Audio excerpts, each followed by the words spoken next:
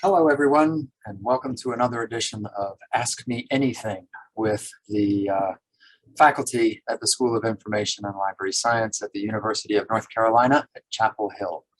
My name is Brian Sturm, and I am the Associate Dean for Academics here at SILS. I'm also a professor on the faculty, and I'm your MC for today's edition with 4 of our faculty. So our first faculty member up is Arcot Rajasekar, and we call him Raja here at the school.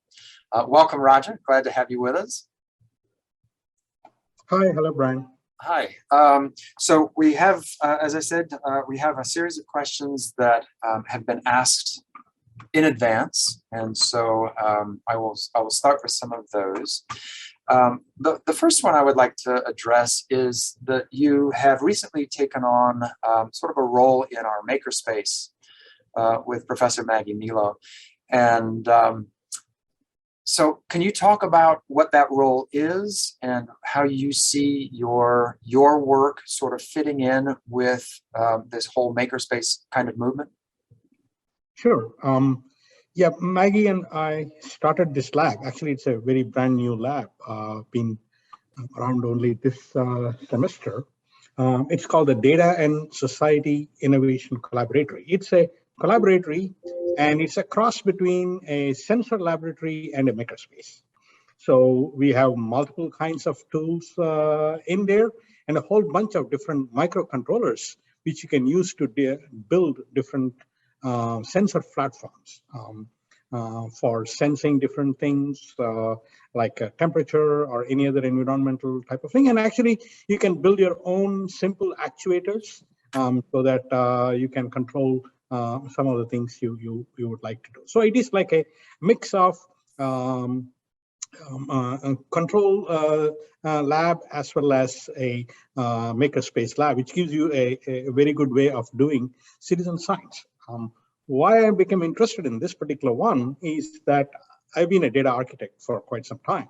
And this particular one actually is how to build these things, and then how to build these things on a small scale rather than on the large scale, which I've been building, and then trying to have our students use them in their research. For example, we are running a CURE program course this time in our lab. There are like 9 students who are enrolled in it, and they are doing different kinds of experiments in there. Some of them are doing it with plants, some of them are doing it with the flooding in the UNC campus, and some of them are doing about library books, how they deteriorate over time when exposed to sunlight, and things like that. So in a sense, multiple kinds of sensing and actuation can be done, and this lab is a very good way to do that. So I got excited. So when they asked for the CURE course, and I said, yeah, sure, we should do it. And Maggie is a proponent of makerspace, so we just got together and started this. Can you explain a little bit about what a CURE course is? Okay, a CURE course is a course-based research experience for undergrads. This is a program run by UNC where they sponsor some of the courses so that we can actually build a course, write the syllabus for it, and then run it at least for 2 or 3 semesters. And they also gave us money to buy the lab equipment for some of our labs. So in that sense, it was a really good one, and mainly for undergrads, but graduate students can also take, and we hope that students can take advantage of our lab and start building things. Even though it may not be course related, they can come over and start building things. We got a lot of microcontrollers, and they can borrow, build, and see how it works, and maybe have a master's thesis based on that in the near future. So is there a way for both undergraduates and graduates to get involved in not just using the makerspace, but the research that is going on? Sure. Yeah, that's what I'm hoping for. That we can do some master's level thesis research, and possibly even study, like independent study with me or with Maggie on doing some of these things, and doing their PhD. Actually, Maggie as a student who is doing a PhD will be using the makerspace and this space to do that. Like if you want to do some sort of a wearable, design a wearable thing and then see how it works, this is a lab to do that. Can they also become involved in any of your research or Maggie's research that is ongoing, rather than having to bring their own idea to the makerspace? Are there a couple of research projects that are involving the makerspace at this point, or is that for at this point we are not? We are basically setting up the lab and then using it at the cure level. But I can easily see several different projects which I will be interested in to lead and have students work on them. People know that I've been working on smart and connected communities, and sensors play a major role in that particular arena. And I would like my students to build sensors and to do the projects based on that. Health informatics, again, real-time sensing for health type of thing. I was involved in one of the projects. It didn't go too far about how to sense when people use their inhalers when they have COPD or asthma type of thing. So there are a lot of different things. And I've been talking to one person back in the School of Medicine about trying to do some of these type of sensing for them. So there is a good chance that we'll do some really good experiments and research in that area. Yeah, no, it sounds fascinating.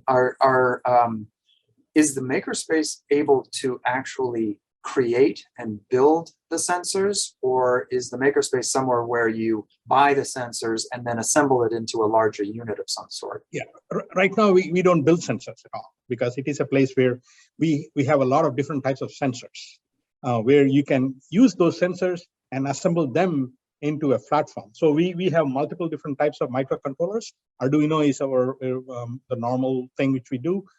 Basically, they can attach these sensors, build the circuit. Actually, you design the circuit for it, and then assemble the circuit, test it on a breadboard, and then convert that into a PCB, a printed circuit board, and then deploy it.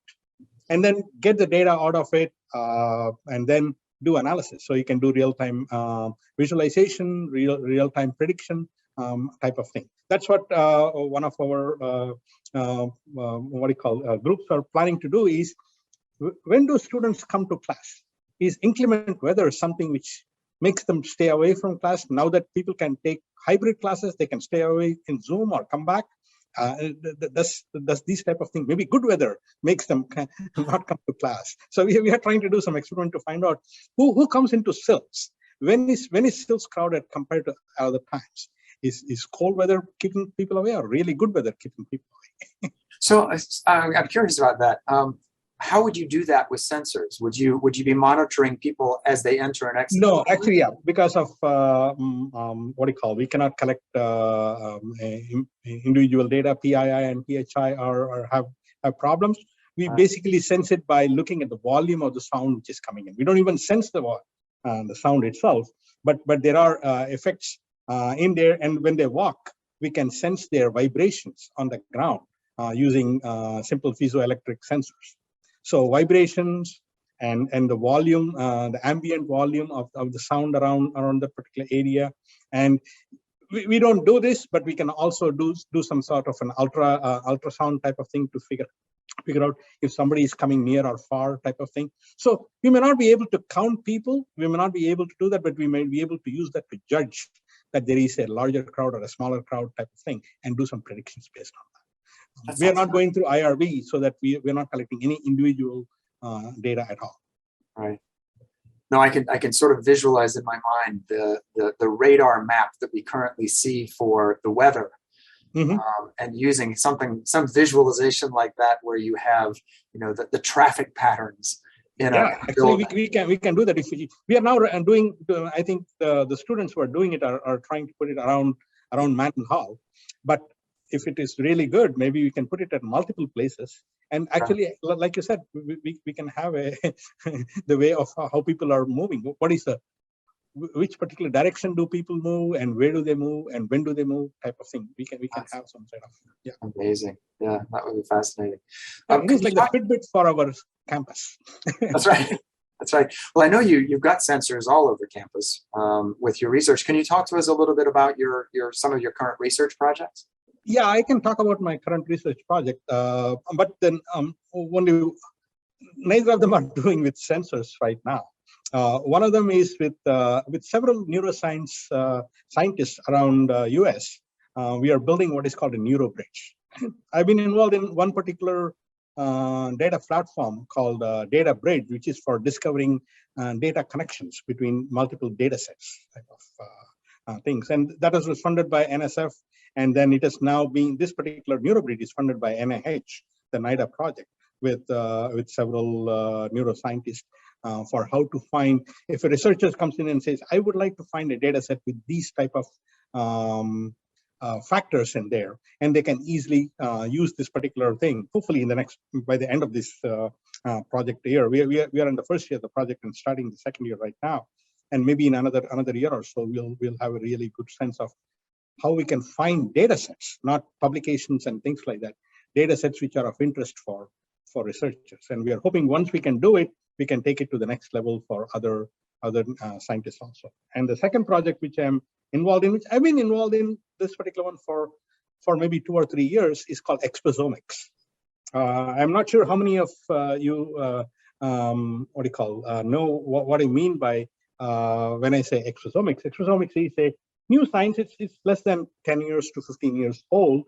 It's basically the study of the sum total of exposure which a human or any animal or any other individual gets in a lifespan, and how it affects their health in a sense. Like when we start with our own health problems, that is basically based on our genetics. But as we go through life, we collect a lot of these exposures from what we eat, what we breathe, and what we drink, and what type of other things we go through. Even like if you ask Gary, he's interested in what are the type of things people are looking at and reading. It's called digital exposomics. What are the different type of digital exposures do they get, and how does it change their mental and physical health? And that is a new field which is becoming really important. And the importance also because of the growth in genetics in there, the genomics, the metabolomics, proteomics, and other type of omics have given rise that maybe we can use the biomarkers which are in genomics to try to do exosomics. So we recently wrote a proposal with around 25 other people around the Triangle area to RTI for their, what they call it as a forethought challenge, a $5 million project for that particular one. We are in the final stages of that, and hopefully maybe in a couple of weeks, we'll know about whether we won or not. That's great. I'm going to ask you a difficult question. It's kind of like asking a librarian what their favorite book is.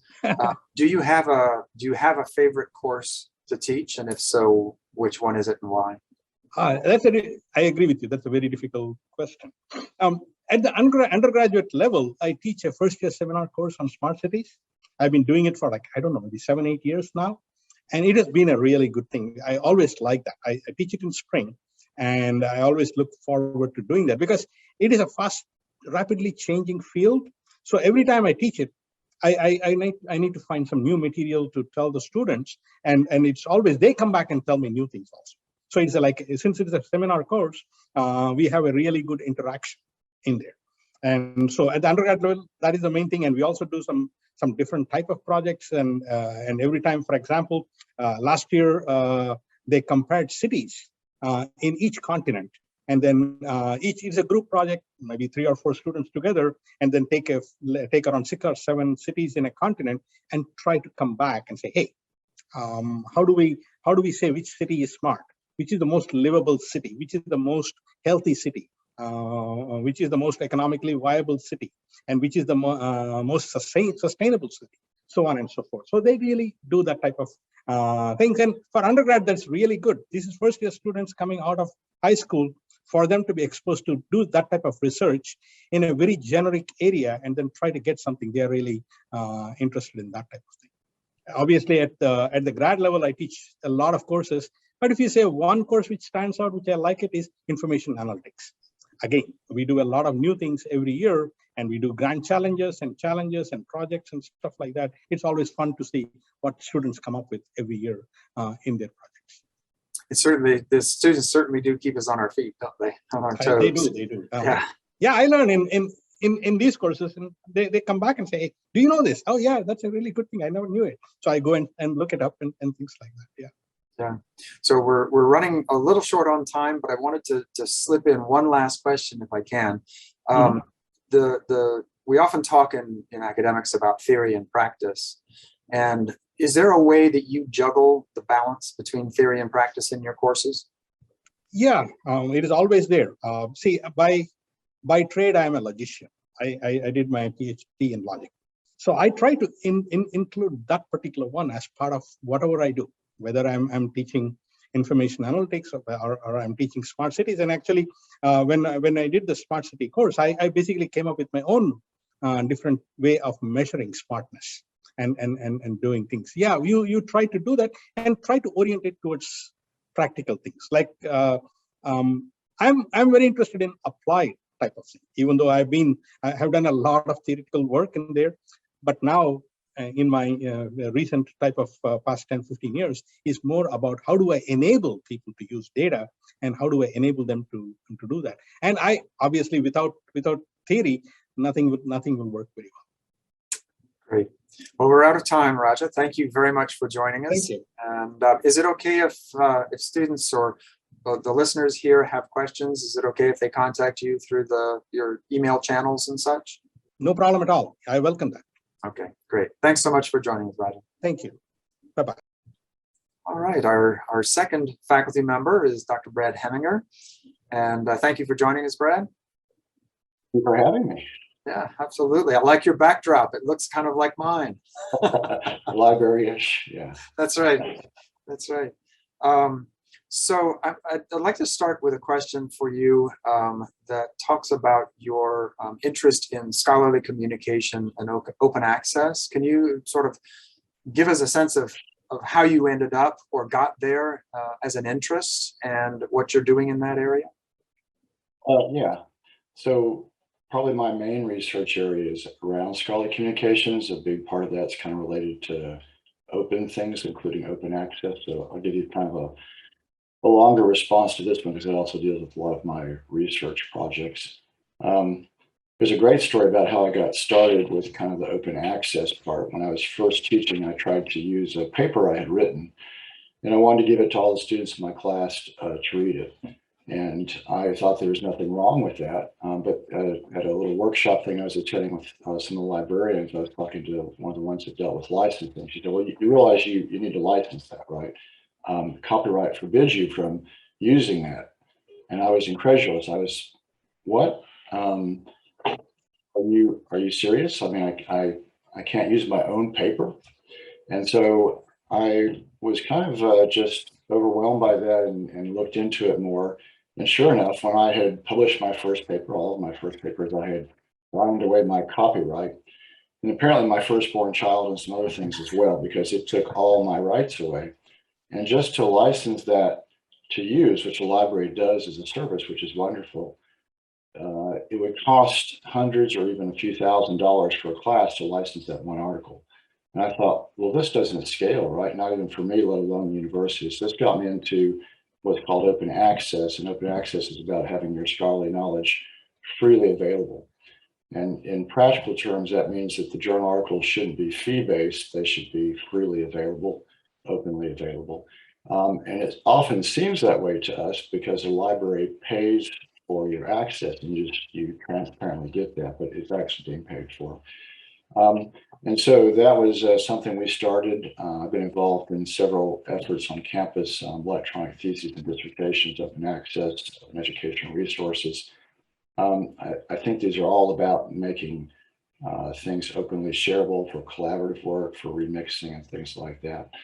I'll talk a little bit more about open access in a second. I'll tell you another story about electronic theses and dissertations. When I came here, which was a long time ago to SILS, almost the dark ages, things were all in print. So just like behind me or behind Brian, you see books and print things. And so our theses and dissertations were all in print. And although we actually prepared them electronically, we didn't distribute them that way. They weren't searchable that way. And so I took that as a challenge. We should be doing that. We should make this stuff searchable. And so we ended up piloting that at SILS, and eventually I chaired a committee on campus, and so that became a grad school requirement. But the first time we did it in SILS, the master's student who was helping me put it up, we put up her master's paper, which she had just finished. And that night she got an email from a woman in Australia who was writing her dissertation and said, "Oh my gosh, I'm so glad I found your paper." She found it because when we put it up, we made it indexable by Google search, and that's how she found it. And this is one of those transformative steps that occurred, right? When you go from print to digital representations and digital search and digital communications. And so she was thankful because she didn't want to do her dissertation on an already discovered thing, but it allowed her to shift and do something more productive and to benefit from the research of our master's student. So these are the kind of, I think, wonderful transformative things that happen. Open educational resources are, for students, kind of free textbooks. You may think about that. I became aware of that as a parent when my kids went to UNC and other universities, and I had to pay for the books. It's quite expensive, as many of you realize. And so that's an effort to make those also freely available. And not just the textbooks, but just all the resources that you use. Many of those are becoming more bite-sized now, where you just have a module or you're just doing a continuing education learning piece. I'll mention a couple of interesting studies that we're doing with respect to open access. I have a kind of a philosophy about this. So if you're not familiar with open access, it sounds really wonderful. The articles are freely available. I can just go grab them. But there's still a cost involved in publishing, right? And creating that article, having it reviewed, having a copy edited and things like that. And so there's a cost, and the cost model that's become in use for open access is what's called author pay charges or article processing charges. And sadly, that introduction of a commercial entity into it is the same problem we have with the serials publication. The reason that we have an open access kind of going on is because the cost of serials, I don't know if you guys will see that, is going way up while library budgets are flat or actually declining. So we can't afford to buy all this stuff. But once we go open access, which sounds wonderful, it turns out there's problems when you charge people to put things in. It's kind of like a vanity press in a sense. And now we have some predatory publishing going on where people will say, "Hey, we'll publish that." They don't do it in peer review, but they charge you $9.95 instead of $2,000 like some of the journals do. And so we've introduced yet new problems. So I have what I call the Scholarly Knowledge Bill of Rights, which things should be free to publish as well as free to access. And if you take the commercial interest out of it, then most all these problems go away. And the cost of the technology to archive and preserve and register your articles gotten so expensive that it's easy to propose solutions where a federal government or United Nations take care of archiving all the knowledge while still keeping it free to access. That's now known as platinum OA. They've given it a term. So that's one side of the thing. We've also proposed what we call kind of decoupled journal publishing, which is where you separate all the steps of journal publishing out and you make them each a service and you charge for it. And that allows you to make it more cost effective. And that goes kind of hand in hand with this platinum OA model. One of the most interesting studies right now, it's the title of the paper is Breaking Up Ain't Hard to Do, Leaving Big Deals. It's a play on an old song for those of you that remember Breaking Up is Hard to Do. If you don't know what a big deal is, it's like your cable TV bundle, except that's what the big publishers, big five publishers sell you these bundles of all the journals. And many libraries do not really want to be in them anymore, but even though their values are against that because they want things to be freely accessible, but they haven't really been able to break that deal. Over the last few years, that's begun to change, and the big reason really is just a fiscal one. And so we're right in the middle of this. We started our study about 2 years ago. UNC at that point had broken a big deal with Wiley, and they were preparing to do one with Elsevier. And then this year, you've probably heard in the news, they're basically breaking all their big deals with all the big publishers. Why? Because they got cut $3 million this year, and they're going to get cut $2 million next year. And they used to get by when their budgets were going down with one-time help each year from the university, and that's all gone. So they're having to really rethink it. And so what that means is we're really seeing a big uptake. We will see a big uptake in these things like open access and other ways to solve this. This is where I have a question from my audience, but my only audience is Brian apparently in this thing. So Brian, have you ever tried to access an article that's behind a paywall and you can't get to it? Yes. What did Quite you often. do? Yeah. What did you do Well, in that case? I turn to the libraries. I mean, I oftentimes, if you just search the internet or Google Scholar or something like that, the link you will get is behind a paywall. But I can go through the library then and use my privileged access to the library resources, and I can find the article in one of the databases that they have paid to access. Sometimes. And sadly, that's going to be disappearing more and more.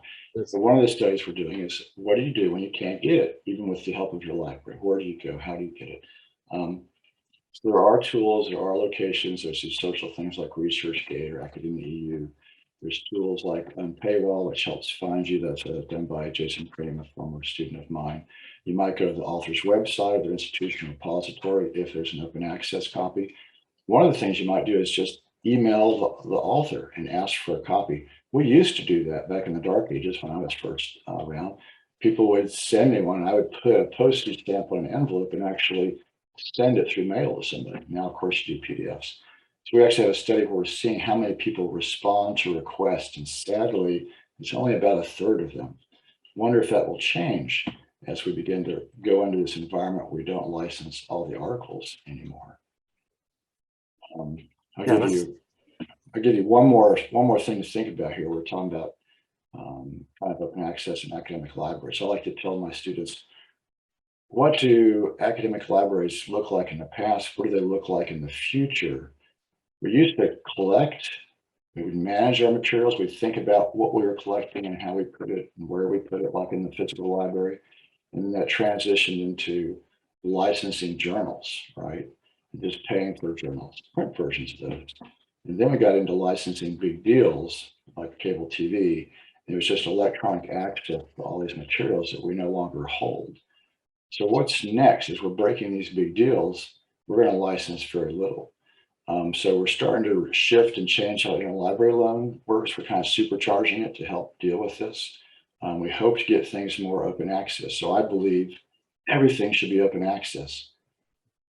What happens to libraries if we do that? What if all the material is just freely available? The library doesn't have to license it for us or purchase it anymore. It's all digital, electronic. So it's a little scary, right? We've been seeing how libraries are no longer central. Now they're maybe not even on the periphery of what's happening on an academic campus. So that's something to think about. What do libraries look like, academic libraries look like in the future? I think it has huge implications for libraries, both academic and public libraries, and the role that they play in the communities that they serve. So can I tell you about two more little quick ones? Of course, yeah. Okay, all right. So the other thing related to that is I would say we're looking at digital traces of trying to understand the value and impact of scholarly information. And we're doing that through looking at, now that we capture all these digital traces, we're not Facebook, but we're kind of looking at all the things you do. So if you open an article, you search for it, you look at it, you download it, you organize it, you share it, you cite it, those are all measures. And so we did something that spun off called Altmetrics, which is kind of this alternative metrics, like looking at people mentioning stuff on Twitter. An exciting area to be kind of working in is how do you understand the value of the impact of scholarly knowledge? Mm-hmm. And then I want to answer Raj's question, because we have a study, we're looking at Zoom versus face-to-face on campus with UNC students and their experiences. And surprising to me, Zoom's actually not that bad for a lot of stuff once you master breakout groups and things like that. And there's even some positives. And one of the biggest ones, we know how frequently people come to class. They come to class more in Zoom classes. Why?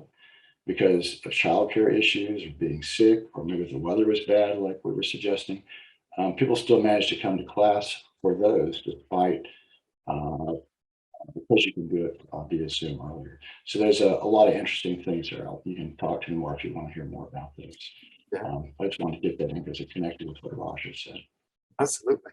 The other thing that you talked about, sort of open publishing and then open access to articles and books and things like that, is the next layer of that in our last 2 minutes of our conversation here.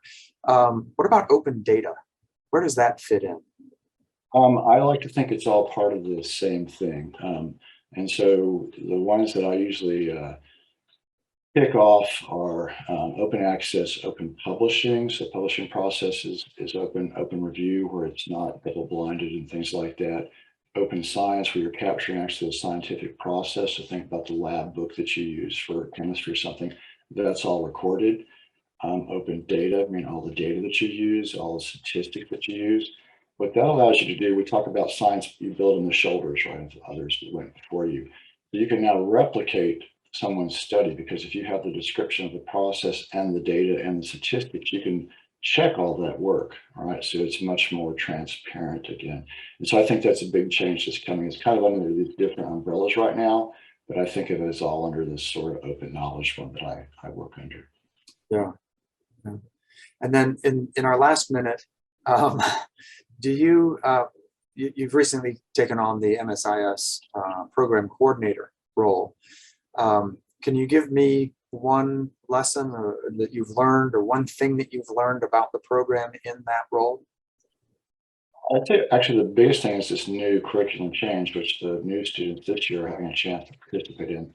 That's a huge positive change, right? You've got fewer required courses and many more electives and many more ways to customize what you're going to learn. And we're also improving, I think, our course selection. That's the good news. The challenging news right now is that the state government has less money, so the schools have less money. So we have less money to give student stipends, less money to hire additional instructors like adjuncts. So there are challenges going on too. But bear with us, it's getting all better. Okay. Well, great. Thank you for joining us. And again, is it okay if students have questions? Please, love to talk to you. Email you directly. Great. Thanks so much, Brad. Our next faculty member is Amelia Gibson. Welcome, Amelia. How are you doing today? Good. How are you? I'm doing well, thanks.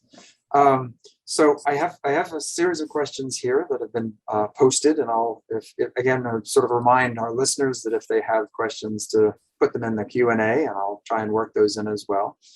Can you talk to us about the work and the research that you were doing with the Community Equity Data and Information Lab, the SETI lab? Sure. Okay, so the SETI lab is research and learning and teaching and service space, I guess, in which I and sometimes colleagues and students do community engaged research. I take a sort of critical perspective on sociotechnical information systems and the ways that they impact access to public services, or like, depending on where you're coming from, you might talk about them as social or fundamental determinants of health, like that kind of thing, those kinds of institutions. So that looks like clinical spaces, community spaces, et cetera. And we do a combination of empirical research, right? So we're doing a study. We're partnering right now with the Patient Safety Learning Lab funded by Arcot. And I and a few of my, the students have graduated this spring, but and some of our students have worked on that team to look at postnatal experiences in hospitals, observation research, interview research. So that would be an example of clinical research. For me, particularly, what we do in that space is that we look at doctor-patient communication and evaluate comprehension, evaluate patient sense of safety, and how that impacts people's willingness to share and seek information in that space. Also, provider and clinician judgments about competence and how that impacts their willingness to share and seek certain kinds of information. So there's some complicated questions in terms of the theory there that kind of guides the things that we look at, but that also extends into other contexts. And so you'll see that the lab has done work also in public school systems. Since the beginning of the pandemic, we've been doing work with Durham Public Schools through the DPS Foundation and the public library on their disability services team, sort of the EC services team, making sure that kids with disabilities have equal access, for example, to their educational spaces online. When the pandemic happened, a lot of schools went online. And so there are implications there for the ways that people engage with the school system, et cetera, right? So for me, personally, as a researcher, all of that kind of circles around these questions about safety and trust and marginalization and power and how they interact to either increase access and inclusion within or using information systems or increase marginalization. And my goal, I guess, is to understand how those things work, how they fit together, and what kind of experiences they create for people who are marginalized in those kinds of spaces, so that we can improve those spaces. Yes. Yeah. So that's the kind of thing we do. Yeah. So I mean, I'm doing some work in sort of phenomenology and issues like that. How do you break apart these incredibly complex systems in order to study them? I mean, you've mentioned patient safety and trust and marginalization and power, and I mean, all of those things are sort of swirling around in the world. How do you, in your research, how do you say, I'm going to study this one, or do you study all of them and the interactions that go on? So I don't think you ever study all of anything at the same time, but also I don't believe that you can break them apart altogether, right? So it's easiest to describe it in terms of context, right? So if you're talking about funders, they want to know about context. What space are you working in? Schools. Okay, I get that, right? But from the theory perspective, it really is a blend of things. It's about understanding the factors that impact our decisions about how we build certain systems that are both social and technical, right? Mm-hmm. And so I mean, when you say how, do you mean methodologically, or do you mean like, that's a big question. How yeah, I know it is. I guess, and it's one that I struggle with sort of conceptually is, you know, if you're trying to say this has an impact on everything else, how do you find out whether it's that or whether it's actually this other thing that is doing the impact? So I would say that we try to isolate things too much. Okay. Especially when you're looking at anything having to do with human behavior, right? Yeah.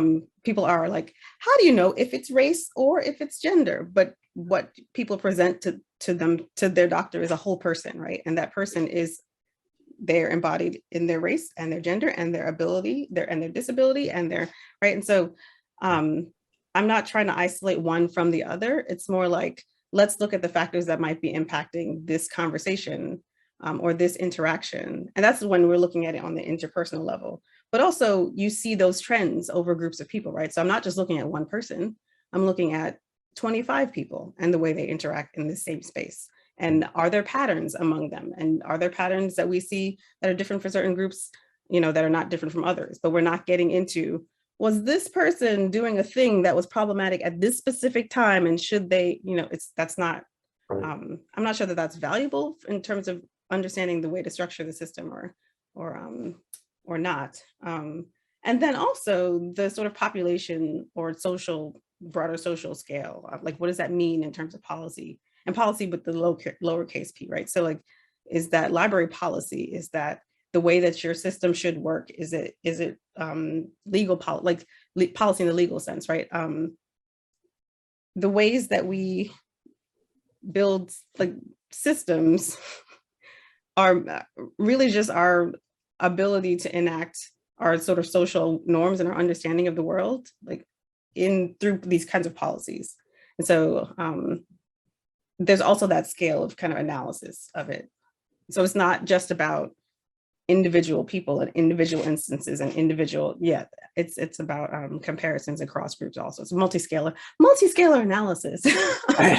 I'm trying not to be like extremely theoretical. And so in the lab context though, that looks for students, that looks like working, one of my students who graduated this year worked with me on the county, in the county. So she would come to meetings monthly or bi-monthly with the folks in the county, and we would talk about who's getting services and who's not getting services. And we did a survey of the parents of kids who were in the EC program, and what are the problems you're having and who you're not getting access to, and are there trends in that?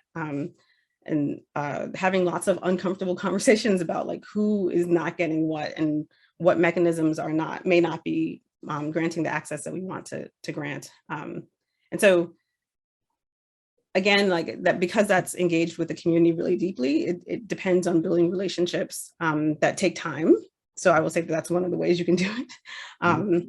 But I think it's worth it. I think we were able to make a lot of positive impact on the way that the county was able to deal with the pandemic, for example. Yeah.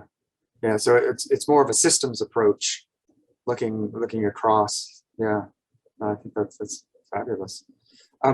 So Alfreda Chapman has had an influence on your work. Can you sort of explain what as your perception of that influence? And yeah, so my dissertation way back when was based on her theory of information poverty, which looks at sort of persistent factors that keep certain groups from having access to information persistently, constantly, right? Which is different than the digital divide or information access, right? Like the idea is like, if people don't have internet, you could give them internet, right?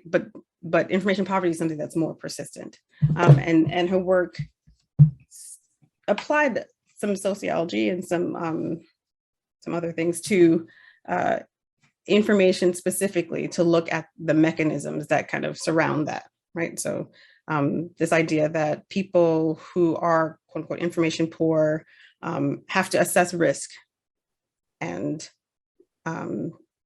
possible benefit when they seek information from information, not systems, I focus on systems, but from information sources or in groups that could do them harm, for example, is one that she proposed. And that's based on social exchange theory. You know, so she kind of pulled a lot of that theory, that contemporaneous theory, into the field and started doing some of that work on those mechanisms, social mechanisms. And so the work that I do now, I think pushes that, just kind of builds on that and pushes it to what I see as more logical conclusions about responsibility, power, and marginalization. So a lot of her work doesn't explicitly address like racism, and I mean, just doesn't name things. It focuses on the resulting deficits, right?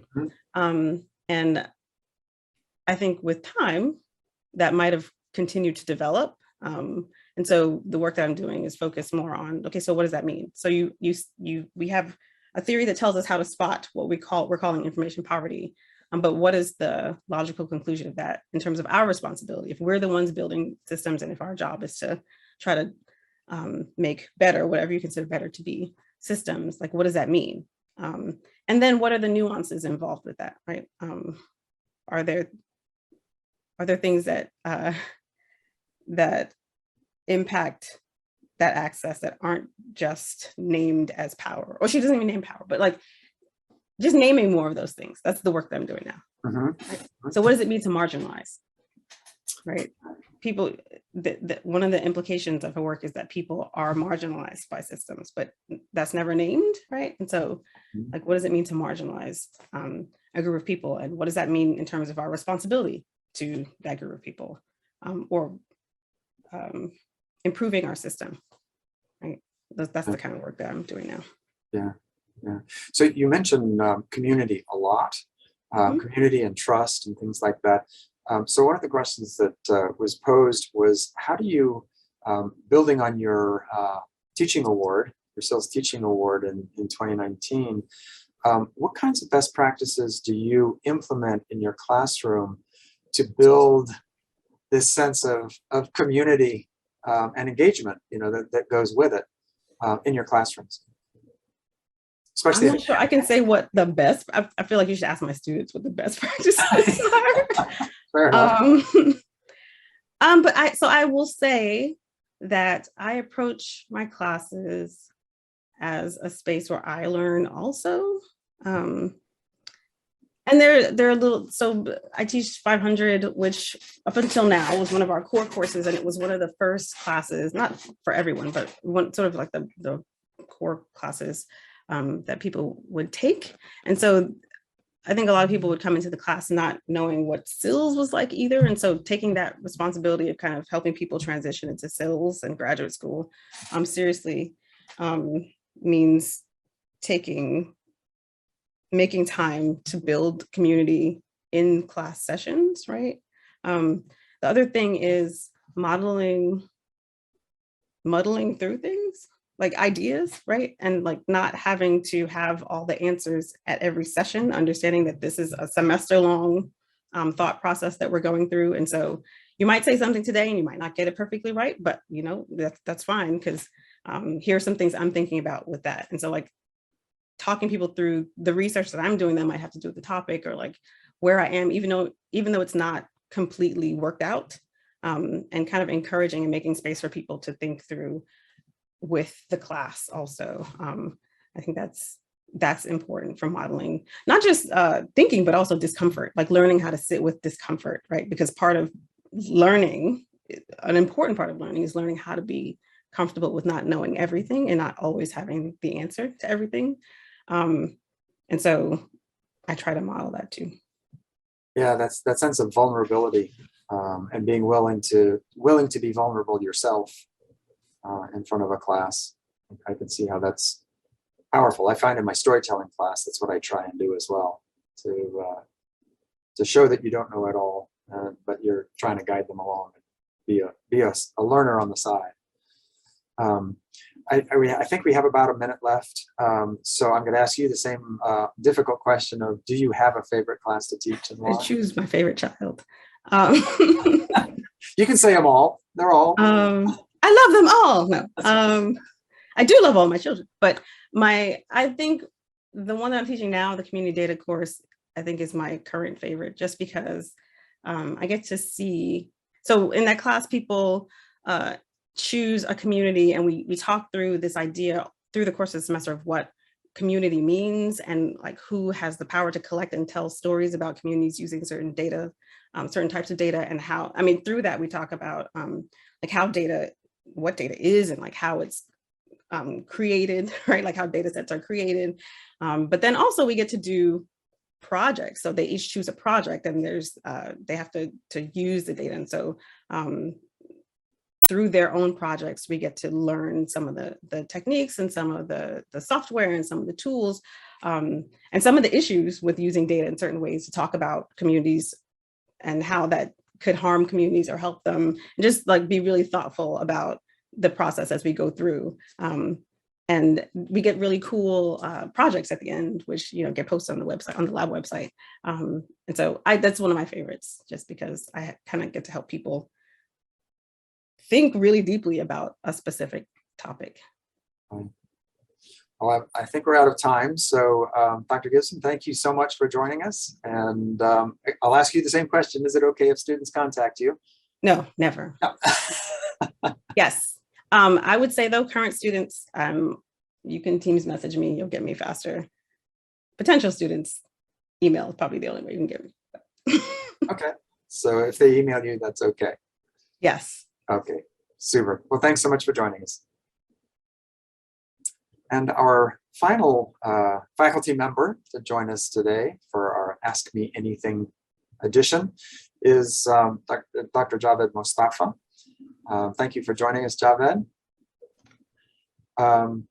So we have, your interest is, I guess you could broadly construe it as health informatics.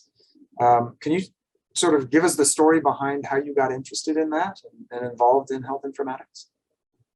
Yeah, thank you, Brian, and thank you, Susan, and the organizers for asking me. I would say, Brian, it goes back to my, research career, which started in a broader area in information retrieval. And over time, as I started to get into more on the human side of the information retrieval, I started focusing on specific types of challenges with information retrieval from the humanistic or human side. Especially, I started working on user interfaces and visualizations and how do different types of groups of people interact with information. So one group I got interested in and still continue to follow is the aging population and how they interact with information, and especially health information. They often are more motivated about health information. And I think from there it sort of grew. I became more involved on the healthcare side and engaged in healthcare more. Another line of work that motivated me was just working with National Library of Medicine and its resources. So Medline Plus and PubMed are some of my favorite tools. And I just love those resources because they exemplify, public resources that can really, have significant impact on research and education. And, there are problems with them, but they're still world-class resources. And I started examining them from various angles. And obviously, they're healthcare oriented and biomedically oriented. And that drew me to health informatics as well. Okay. As part of the Carolina Health Informatics program that we call CHIP, our CHIP program, you have a project called Project Enable. Can you explain a little bit more about that and how you got involved in that and what your goals are for it? Yeah, thank you for asking about Enable. I think Enable has two arms to it. One arm of it is just expanding our education and training opportunities to the online world. It got funded, it received support from United Health Foundation many years ago. I would say almost like 4.5 to 5 years ago, almost now. And we were always interested in developing opportunities online, just as a way to expand our offerings. The other interesting arm of it is to create pipelines, educational pipelines into institutions and programs that we consider are really important. That is small liberal arts type colleges and institutions that are, if you will, outside the Triangle Beltway. That is, in communities, especially low socioeconomic status type communities, as well as African American communities that often don't have the opportunity to go and pursue an advanced STEM or science or technology education. So we wanted to create a pipeline. And I think those two arms kind of go together in a way, because the online one is philosophically is also about expanding education. And the pipeline creates for us sort of relationships and opportunities that we can offer to unconventional institutions that often don't have relationships to UNC. So, can you expand a little bit on the CHIP program itself? mm-hmm. Oh. Yeah, CHIP is really a result of a collaboration across campus. And I think before I came to SILS at UNC, there was always a very strong tradition of doing health informatics or information projects and problems in healthcare in SILS. So Claudia, Barbara Wildermuth, even, I think even Gary had projects before I came here with Gillings, with our public health school. Stephanie Haas, Brad Hemminger, all of these colleagues already laid the sort of the groundwork. So when I got here about, It's been now almost 14 years. The climate was here to do, a program or training or interdisciplinary, approach to health informatics or information science in healthcare. So I built on that sort of ground and developed connections and continued to develop more connections with our partners at Carolina, at UNC. And that led to the creation of a certificate program first. It's been 10 years, about a decade ago, the chip was launched. And that led to a master's residential program. And now we have an online master's. We also have PhD and postdoc training in chip. Because it's rather an unusual model, isn't it, in terms of having faculty from all over the university. It's sort of a pan-campus It is. kind of design. Yeah, it is. It had to be because, healthcare is as represented in the 5 healthcare-oriented schools in UNC, ranging from medicine to dentistry. We have pharmacy, nursing, and public health. As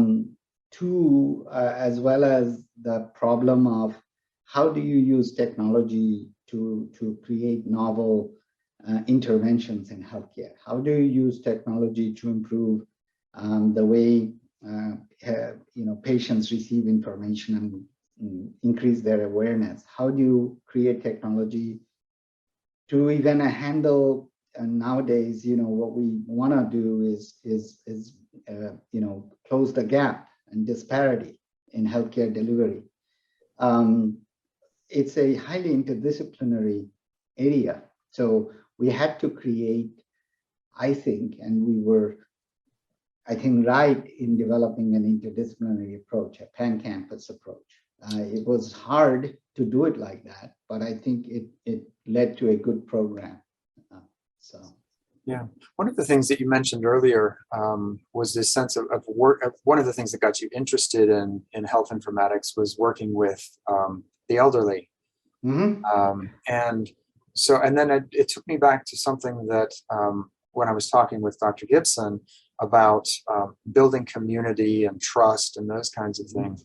Certainly, I would expect that working with elders and seniors with their health and personal health information, the issue of trust must be fundamental. Do you have particular ways of going about building trust with the people that with the participants of your research? I think you hit it on the nail. And I think with elderly especially, the trust factor is critical. If you don't address it, the technology isn't going to do any kind of improvement. So I think the way I like to approach it is it needs to be a solution that always keeps the human network behind care very visible and explicit. So the technology has to provide you an expanded and easy way to get to your healthcare network. That means not just your doctor, but the people you work with on a regular basis to receive care. So your nurse, even your friends and family members. And I think that engenders a trust in the technology and says, oh, okay, if I use it, I'm not just receiving information, I'm having another way of communicating with the human network I rely on a daily basis for not just your clinical care. What is important is the holistic care, the way you interpret information, the caregiver as part of that network. It's a fascinating problem, that's why I'm still working on it. I have a doctoral student who's doing currently a dissertation on voice-based interaction with information system for the elderly to receive health information. And it's revealing all kinds of interesting things that you would expect. So it's fascinating. I love it. Well, one of the things that's coming up in these interviews and these conversations is the way in which SILS faculty, I mean, all of them are talking about systems. Yeah. Right. I mean, whether it's systems that are technological or systems of communities or systems of organizations, the sort of the uniting thread is coming a little more clear to me that we are all interested in not necessarily individual pieces, but in how all of these pieces interact and talk to each other. And it's not about trying to separate anything out. It's about looking holistically at these systems and trying to understand them. Very important. I think information cannot be separated from humans and human issues. And so I think our field has so much to contribute, our broader field. I remain exceedingly optimistic about our field. Yeah. Is there a particular research project that you're currently involved in that you could share?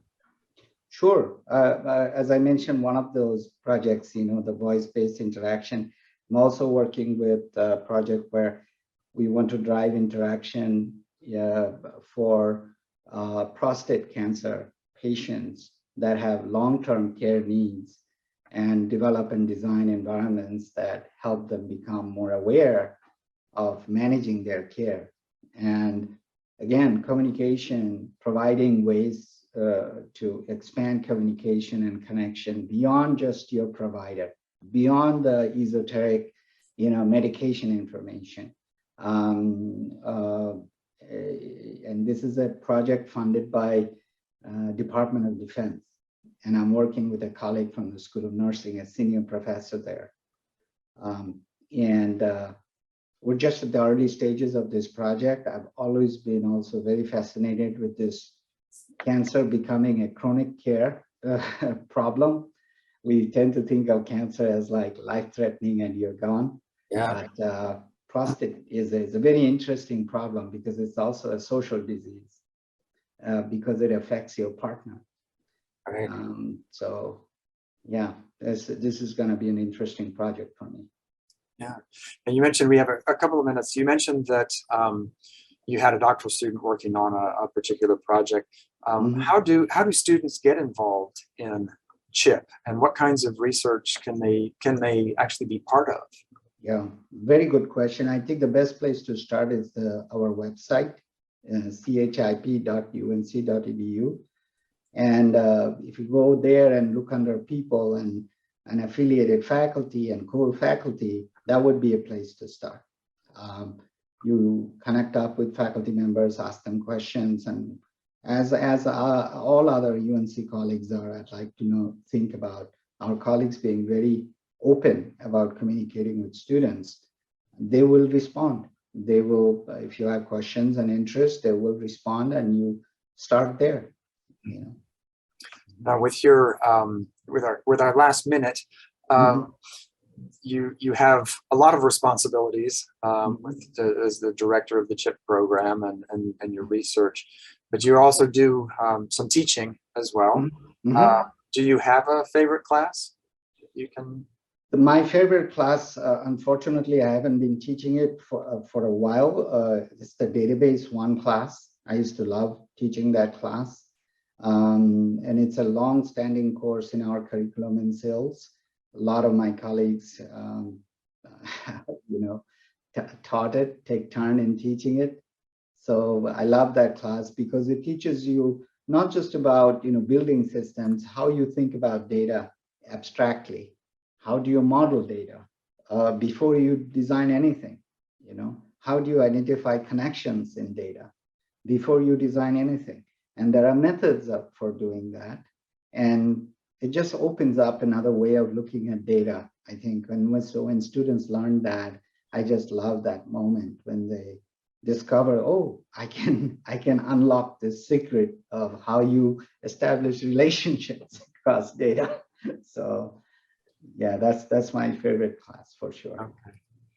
Well, Dr. Mostafa, thank you so much for joining us. It's been great chatting with you. Thank you. Thank you. Thank you all participants for joining us as well.